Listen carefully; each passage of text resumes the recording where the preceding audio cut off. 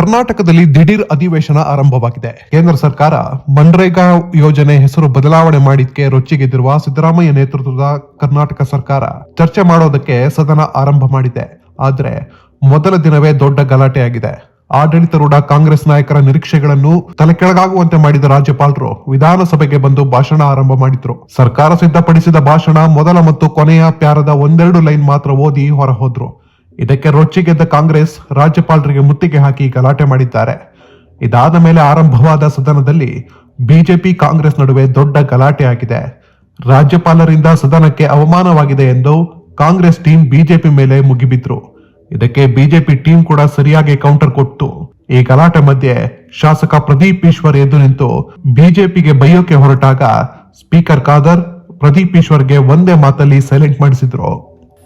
ಮಾನ್ಯ H K ಪಾಟೀಲ್ರು ಕಾನೂನು ಸಚಿವರು ರಾಷ್ಟ್ರಗೀತೆಗೆ ಅಪಮಾನ ಮಾಡಿದ್ರು ಅಂತ ರಾಜ್ಯಪಾಲರ ಬಗ್ಗೆ ಉಲ್ಲೇಖ ಮಾಡಿದ್ರು. ಇದೇ ಕಾಂಗ್ರೆಸ್ ಪಾರ್ಟಿ ಹುಬ್ಬಳ್ಳಿಯಲ್ಲಿ ರಾಷ್ಟ್ರಧ್ವಜನ ಆರಿಸಲಿಕ್ಕೆ ಬಿಡ್ಲಿಲ್ಲ. ನಾಚಿಕೆ ಆಗಬೇಕು ಇವರಿಗೆ.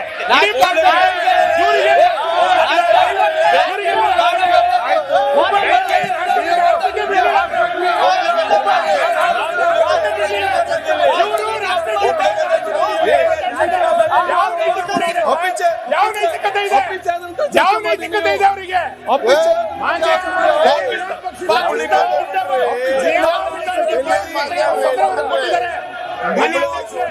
ನಿಯಮಾವಳಿಗಳ ಪ್ರಕಾರ ದಯಮಾಡಿ ಅರ್ಥ ಮಾಡ್ಕೊಳ್ಳಿ. ಮಾನ್ಯ ಅಧ್ಯಕ್ಷ ಸರ್, ಮಾನ್ಯ ಅಧ್ಯಕ್ಷ ಸರ್, ಒಂದು ನಿಮಿಷ ಸರ್. ಮಾನ್ಯ ಅಧ್ಯಕ್ಷ, ನಿಯಮಾವಳಿ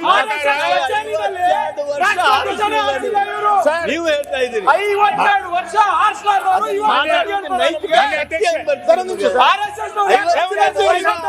ನಾನು ಮಾತಾಡ್ಬೇಕಾದ್ರೆ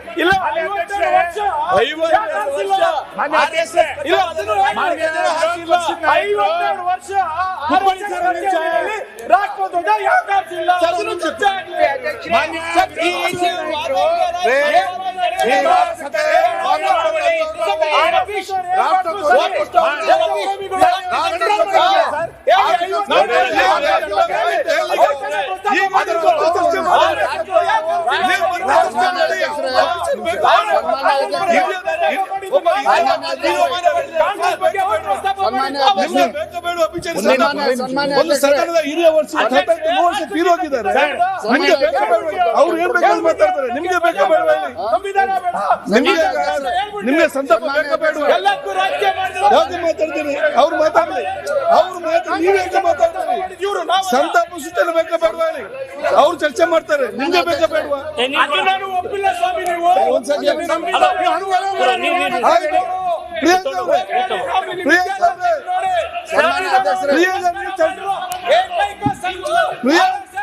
ನಿಮ್ಮ ಚರ್ಚೆ ಚರ್ಚೆ ಮಾಡಿ. ಈಗ ಪ್ರತಿಪಕ್ಷ ನಾಯಕರು ನಿಂತಿದ್ದಾರೆ, ಮತ್ತೆ ಚರ್ಚೆ ಮಾಡಿ. ಒಂದೇ ನಿಮಿಷ. ಸನ್ಮಾನ್ಯ ಅಧ್ಯಕ್ಷ, ನಾವು ಸತೀಶ್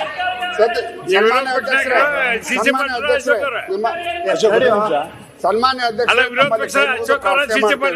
ಸದನ ಸುರಳಿತವಾಗಿ ನಡೀಬೇಕಂತಂದ್ರ ನನ್ನ ಆತ್ಮೀಯ ಸ್ನೇಹಿತ ಗ್ರಾಮೀಣಾಭಿವೃದ್ಧಿ ಸಚಿವರನ್ನ ನೀವು ಮೊದಲೇ ಕಂಟ್ರೋಲ್ನಾಗ ಇಡ್ರಿ.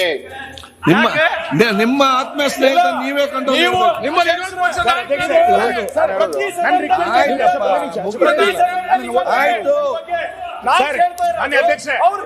ಈಗ ನಿಮ್ಗೆ ಸಂತಾಪ ಸೂಚನೆ ಬೇಕಾ ಬೇಡ ಹೇಳಿ. ಅವ್ರನ್ನ ನೋಡ್ಬೇಡಿ. ನಿಮ್ಗೆ ಅಭಿಚಾರ ಬೇಕಾ ಬೇಡವಾ? ಕಾನೂನು ಸಚಿವರು ಮಾತಾಡಬಾರ್ದ? ಅಭಿಚಾರ ಬೇಕಾ? ಆಯ್ತು, ನಾವು ಹೇಳ್ತೇವೆ. ನೀವೇ ಆಯ್ತು, ಸಂತಾಪ ಸೂಚನೆ ಬೇಕಾ ಬೇಡವೇ? ಅವ್ರು ಮಾತಾಡಿ, ನೀವೇ ಮಾತಾಡ್ಬೇಕು. ನೀವು ಕೂತ್ಕೊಳ್ಳಿ. ಮಾತಾಡ್ಬೇಕು. ನಿಮ್ಗೆ ಸಂತಾಪ ಸೂಚನೆ ಬೇಕಾ ಬೇಡವಾ? ಒಂದು ಹಿರಿಯರು 120 ವರ್ಷ ಆದಂತ ಹಿರಿಯ ನಾಯಕರು ನಮ್ಮನ್ನು ಅಗಲಿದ್ದಾರೆ. ಅವ್ರಿಗೆ ಬೇಕಾ ಬೇಡವಾ? ನಾಳೆ ನಮ್ಮ ಮನೆಯವರ ಏನ್ ಪರಿಸ್ಥಿತಿ ಆಗ್ಬೋದು?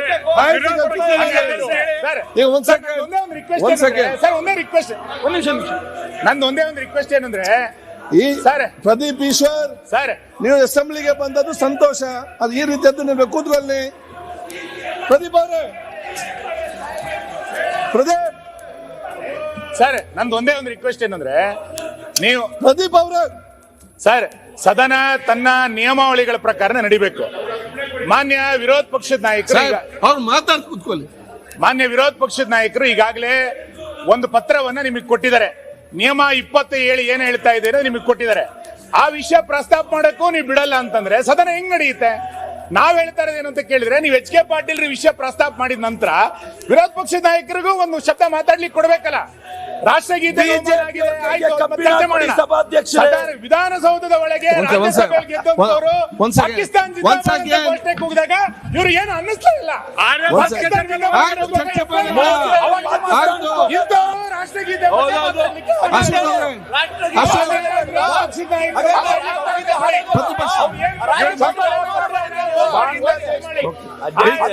ನಿಯಮ 27 ಉಲ್ಲೇಖ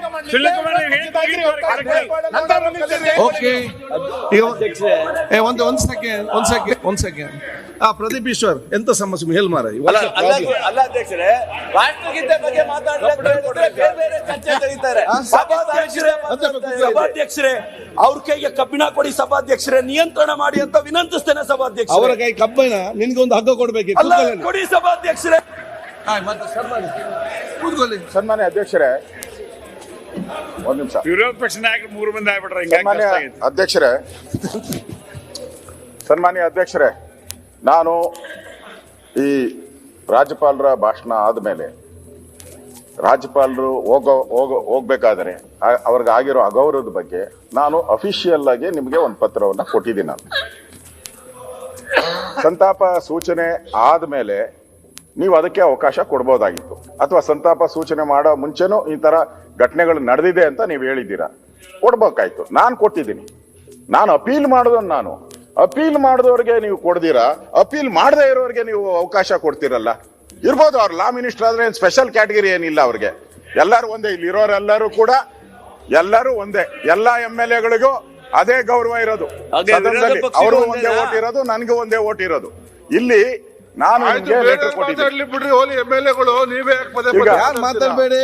ಈಗ ಸನ್ಮಾನ್ಯ ಅಧ್ಯಕ್ಷರೇ, ನಾನು ಪತ್ರದಲ್ಲಿ ಏನ್ ಕೊಟ್ಟಿದ್ದೀನಿ ಅಂದ್ರೆ, ಪೇಜ್ 13 ನಮ್ಮ ಕರ್ನಾಟಕ ವಿಧಾನಸಭೆಯ ಕಾರ್ಯವಿಧಾನ ಮತ್ತು ನಡವಳಿಕೆ ನಿಯಮಗಳು ನಾವೇ ಮಾಡಿರೋದು. ಅದರಲ್ಲಿ 13ನೇ ಇದರಲ್ಲಿ 27ನೇ ಕಲಮಲ್ಲಿ ರಾಜ್ಯಪಾಲರ ಭಾಷಣದ ಅವಧಿಯಲ್ಲಿ ಅನುಸರಿಸಬೇಕಾದ ಕ್ರಮ, ಸಂವಿಧಾನದ 175 ಅಥವಾ 176ನೇ ಅನುಚ್ಛೇದದ ಮೇರೆಗೆ ವಿಧಾನಮಂಡಲದ ಉಭಯ ಸದನಗಳು ಸಭೆ ಸೇರುವಾಗ ಅಥವಾ 175ನೇ ಅನುಚ್ಛೇದದ ಮೇರೆಗೆ ವಿಧಾನಸಭಾ ಸದಸ್ಯರು ಮಾತ್ರ ಸಭೆ ಸೇರುವಾಗ ರಾಜ್ಯಪಾಲರ ಭಾಷಣದ ಅವಧಿಯಲ್ಲಿ ಯಾರೇ ಸದಸ್ಯರು ಯಾವುದೇ ಭಾಷಣ ಮಾಡುವ ಮೂಲಕ ಅಥವಾ ಯಾವುದೇ ಕ್ರಿಯಾಲೋಪವೆತ್ತಿ ರಾಜ್ಯಪಾಲರ ಭಾಷಣಕ್ಕೆ ಮುಂಚಿತವಾಗಲಿ ಅಥವಾ ತರುವಾಯವಾಗಲಿ ರಾಜ್ಯಪಾಲರ ಭಾಷಣಕ್ಕೆ ಅಡ್ಡಿ ಉಂಟು ಮಾಡತಕ್ಕದ್ದಲ್ಲ. ಅಥವಾ ಅಥವಾ ಆಯ್ತು, ಗೊತ್ತಿದೆ, ಅವ್ರು ಉದ್ದಾರಲ್ಲ. ಅಥವಾ ಪುಸ್ತಕ ಇದೆ, ಪುಸ್ತಕದಲ್ಲಿ ಓದ್ಕೊಳ್ಳಿ. ನಾನು ಸ್ಪೆಲ್ಲಿಂಗ್ ನಾನು ತಪ್ಪು ಹೇಳಿರ್ತೀನಿ ಅಂತ ಅವರು ಅದು ಓದ್ಕೊಳ್ಳಿ ಬೇಕಾದ್ರೆ. ಅಥವಾ ಅಥವಾ ಆಯ್ತು ಬಾಲಕೃಷ್ಣ, ಯಾಕೆ ಸುಮ್ಮನೆ ವಿಘ್ನವನ್ನು ಉಂಟು ಮಾಡತಕ್ಕದ್ದಲ್ಲ. ಮತ್ತು ಅಂತ ಅಡ್ಡಿಯನ್ನು ಅಥವಾ ವಿಘ್ನವನ್ನು ಸದನದ ಆದೇಶದ ತೀವ್ರ ಉಲ್ಲಂಘನೆ ಎಂದು ಪರಿಗಣಿಸಿ ವಿಧಾನಸಭೆಯ ಮುಂದಿನ ಉಪವೇಶನದಲ್ಲಿ ಸಭಾಧ್ಯಕ್ಷರು ಆ ಬಗ್ಗೆ ವ್ಯವಹರಿಸತಕ್ಕದ್ದು ಅಂತ ಕ್ಲಿಯರ್ ಆಗಿದೆ. ಅಂದ್ರೆ ಏನು ಅವ್ರನ್ನ ಕ್ರಮ ಆಗ್ಬಾರ್ದು ಅಂತ ಹೇಳಿ. ದಯವಿಟ್ಟು ಕೂತ್ಕೊಳ್ಳಿ.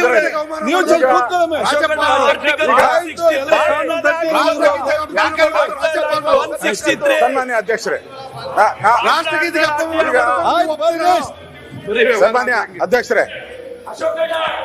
ಸನ್ಮಾನ್ಯ ಅಧ್ಯಕ್ಷರೇ, ಈಗ ಆ ಬಾಲಕೃಷ್ಣನು ಗಲಾಟೆ ಮಾಡಿದೆ, ಅವ್ರ ಮೇಲೆ ಕ್ರಮ ಆಗ್ಬೇಕು. ಅವ್ರದೇ ಫಸ್ಟ್ ಅಪರಾಧಿ. ಅವ್ರನ್ನೇ ಮಾಡಿದಿರಿ ನಾವು. ಸ್ಪೀಕರ್ ಮಾಡಿ ಅಧ್ಯಕ್ಷರೇ, ನಾನು ನಿಮ್ಮ ಹತ್ರ ಹೇಳುವಂತದ್ದು.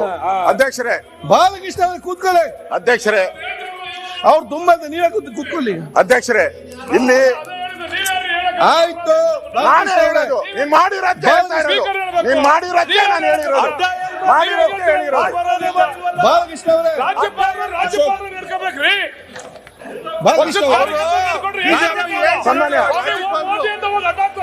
ಹಿಂದೆ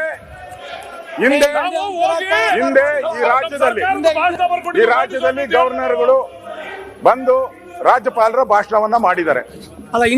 ಇವರೊಬ್ಬರೇ ಗೌರವಾನ್ವಿತ, ಈ ಒಬ್ಬರೇ ರಾಜ್ಯಪಾಲರಲ್ಲ. ಬಹಳಷ್ಟು ನಮಗೆ ಸ್ವಾತಂತ್ರ್ಯ ಬಂದಾಗಿಂದ ಮಹಾರಾಜರಿಂದ ಇದುವರೆಗೂ ಗವರ್ನರ್ಗಳು ಬಂದು ಭಾಷಣ ಮಾಡಿದ್ದಾರೆ ಇಲ್ಲಿ. ಹಿಂದೆ ಭಾರದ್ವಾಜ್ ಅವರು ಇದ್ದಾಗ, ಗೌರವಾನ್ವಿತ ಭಾರದ್ವಾಜ್ ಅವರು ಇದ್ದಾಗ ನಾನೇ ಇಲ್ಲಿ ಅಸೆಂಬ್ಲಿಯಲ್ಲಿ ಕೂತಿದ್ದೆ. ಅವರು ಭಾಷಣ ಏನು ಮಾಡಿಲ್ಲ, ಹಂಗೆ ಲೇ ಮಾಡ್ಬಿಟ್ಟು ಹೊಟ್ಟೋದ್ರು. ಎಲ್ಲ ನಿಮ್ಮವರೆಲ್ಲ ಹಂಗೇನೆ. ಹಿಂದೆ ನಿಮ್ ರಾಜ್ಯಪಾಲರೆಲ್ಲ ಹಂಗೇನೆ ಮಾಡೋದು. ಭಾರದ್ವಾಜ್ ಕಾಂಗ್ರೆಸ್ ಅವರಪ್ಪ, ಕಾಂಗ್ರೆಸ್ ಲಾ ಮಿನಿಸ್ಟರ್ ಆಗಿದ್ರು. ಚಂದ್ರಪ್ಪ ಅಲ್ಲ, ಚಂದ್ರಪ್ಪ ನಾವಿಲ್ಲಿ ಕೇಳಿದ್ದೀವಿ. ಈಗ ಸನ್ಮಾನ್ಯ ಅಧ್ಯಕ್ಷರೇ,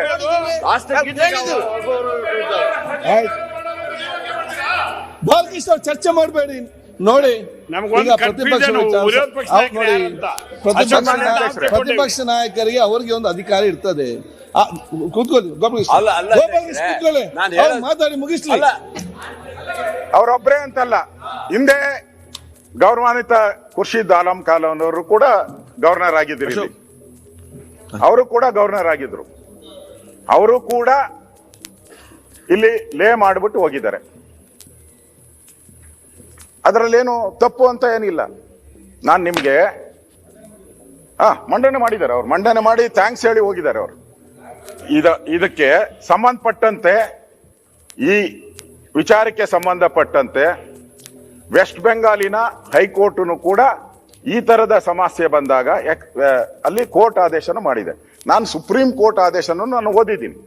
ಸುಪ್ರೀಂ ಕೋರ್ಟ್ ಆದೇಶನು, ಸುಪ್ರೀಂ ಕೋರ್ಟ್ ಅಲ್ಲಿ ಹಿಂದೆ ಏನಿತ್ತು, ಜವಾಹರ್ಲಾಲ್ ನೆಹರು ಪ್ರಧಾನಮಂತ್ರಿ ಇದ್ದಾಗ ಬಹಳಷ್ಟು ರಾಜರುಗಳು, ಅವತ್ತು ಯಾರ್ಯಾರು ರಾಜರುಗಳು ಅವರ ರಾಜ್ಯಗಳನ್ನ ಕೊಟ್ಟರು, ಅವ್ರನ್ನೆಲ್ಲ ಗವರ್ನರ್ ಮಾಡಿದ್ರು. ನಮ್ಮಲ್ಲೂ ಹಾಗೆ ಮಾಡಿತ್ತು.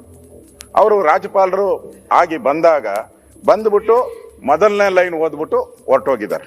ಇದು ಸುಪ್ರೀಂ ಕೋರ್ಟ್ಗೆ ಹೋಗಿದೆ.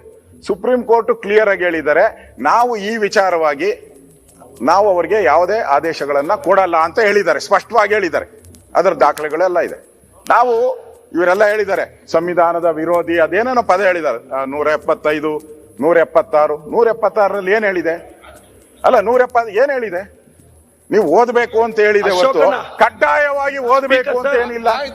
ಅದರಿಂದ ಈಗ ಅವ್ರು ಏನು ಹೇಳಿದಾರೋ ಅದನ್ನ ಸಂವಿಧಾನ ಪ್ರಕಾರ ಹೇಳಿದ್ದಾರೆ.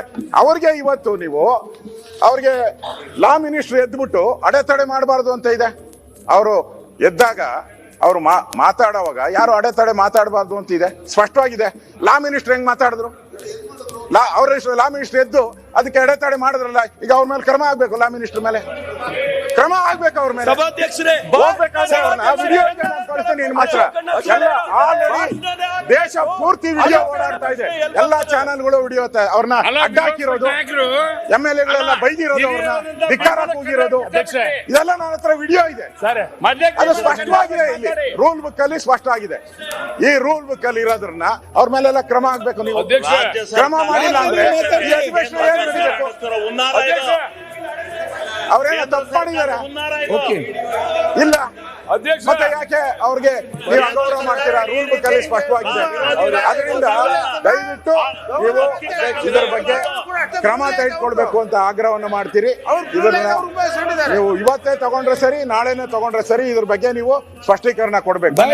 ಸದಸ್ಯರು ಕೂತ್ಕೊಳ್ಳಿ, ಚರ್ಚೆ ಬೇಡ, ಚರ್ಚೆ ಬೇಡ, ಕೂತ್ಕೊಳ್ಳಿ ಪ್ಲೀಸ್. ಈಗ ಈಗ ಸರ್ ಒಂದೇ ನಿಮಿಷ. ಹಿಂದೆ ನಮ್ಮ ಸದಸ್ಯರು ಅನುಚಿತ ವರ್ತನೆ ಮಾಡಿದ್ರು ಅನ್ನೋ ಕಾರಣಕ್ಕೆ ಇದೇ HK ಪಾಟೀಲ್ರು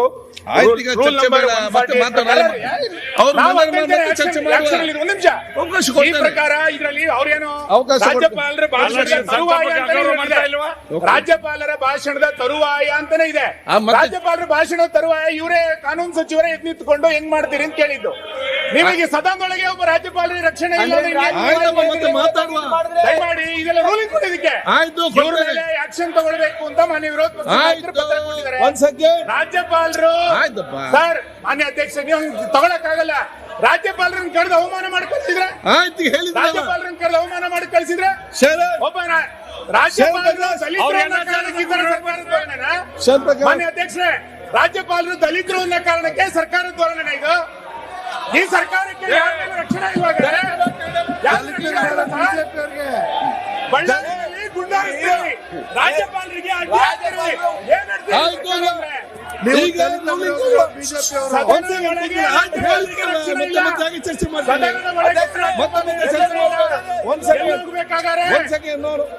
ಯಾರಿಗೆ ನೋಡಿ ಆಯ್ತು ಈಗ ಮಾತಾಡ್ತಾರೆ. ಒಂದ್ ಸೆಕೆಂಡ್ ನಾನೀಗ ರೂಲಿಂಗ್ ಹೇಳಿ ಸುಮ್ಮನೆ ಕೂತ್ಕೊಳ್ಳಿ. ಈಗ ಒಂದ್ ಸೆಕೆಂಡ್ ಈಗ ಸುನೀಲ್ ಕೂತ್ಕೊಳ್ಳಿ. ಈಗ ಆಯ್ತು ಒಂದ್ ಸೆಕೆಂಡ್ ಕೂತ್ಕೊಳ್ಳಿ. ಶರಣ್ ಪ್ರಕಾಶ್, ಶರಣ್ ಬಾಲಕೃಷ್ಣ ಅವರೇ ಕೂತ್ಕೊಳ್ಳಿ.